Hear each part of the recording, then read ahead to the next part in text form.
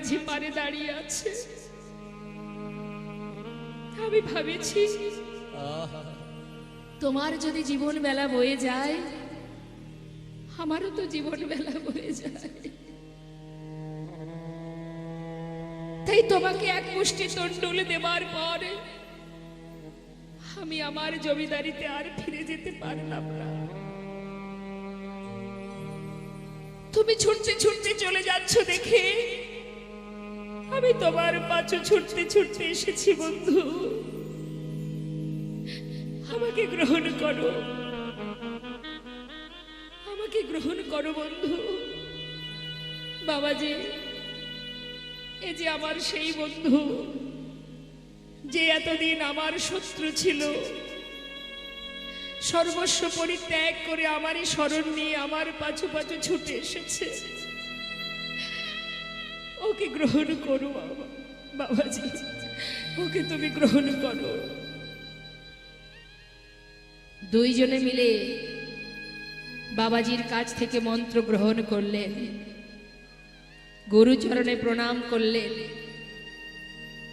দুই বন্ধু একসঙ্গে দাঁড়ে দাঁড়ে ভিক্ষা করে আর ভগবানের সেবা দেয়। সেবা দিতে থাকে, কিন্তু সাক্ষাৎ দর্শনের বাসনা মনে জেগে আছে। কবে পাবো তোমার দেখা প্রভু?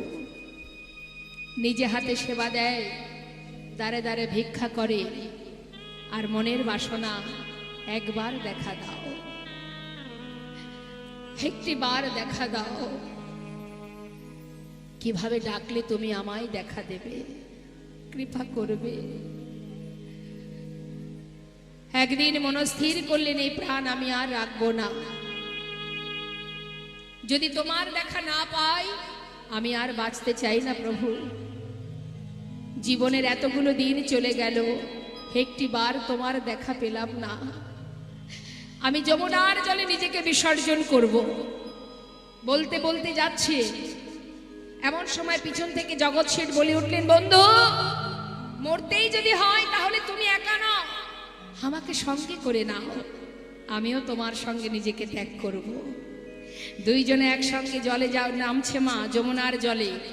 এদিকে তীরে দাঁড়িয়ে অনাদি আদি গোবিন্দ ভগবান কৃষ্ণচন্দ্র বৃন্দাবনে বালুরাশির উপরে দাঁড়িয়ে লালাকে ডাকছে, লালা লালা।